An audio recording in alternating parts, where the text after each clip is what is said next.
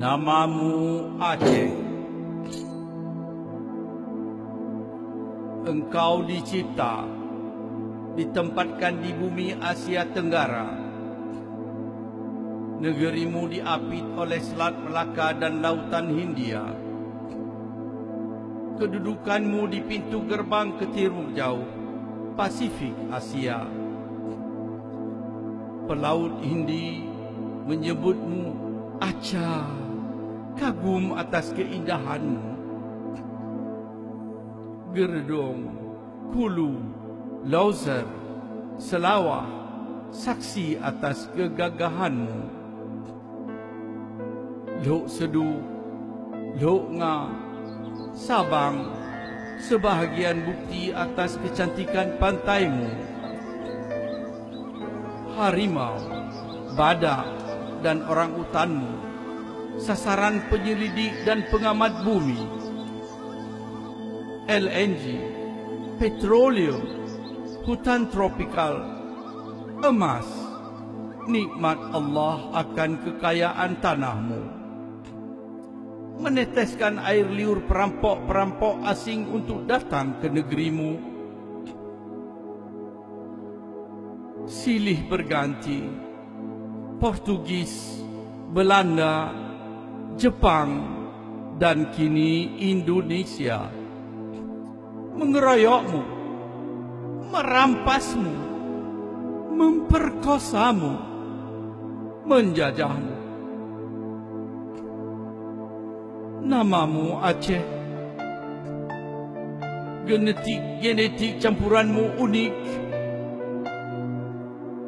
Darah Arab, darah Cina, Eropa dan Hindi mengalir di dalam tubuhmu, membentuk kecantikan, kegigihan, kepintaran menjadi identitasmu. Keramahan, kejujuran, ketulusan hatimu disalahgunakan, disalahartikan. Engkau berikan apa yang ada padamu. Engkau tunjukkan kesetia kawanmu sesama bangsa Melayu. Di masa Portugis, darah Aceh membanjiri benteng negeri Malaka. Di masa Belanda, darah Aceh mengalir di bumi Nusantara. Di akhir Perang Dunia Kedua, darah Aceh berkubang di medan Arya. Emasmu, minyakmu, LNG-mu, hasil hutanmu telah engkau sumbangkan, menyelamatkan dan memerdekakan seluruh Nusantara dari penjajahan Belanda.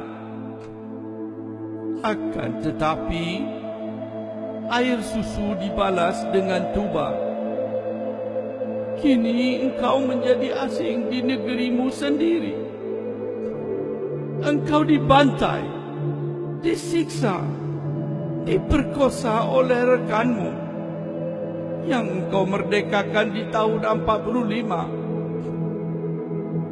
Kini engkau dilarang menyebut namamu Aceh. Engkau dipaksa diberi nama baru yang asing bagimu, Indonesia. Di sekolah, anakmu dilarang menggunakan bahasa ibunya.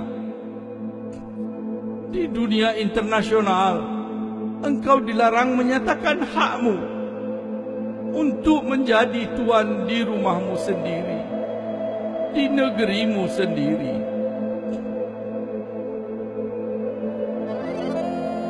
Karya Dr. Husaini Hasan, Stockholm, 2 Desember 2003.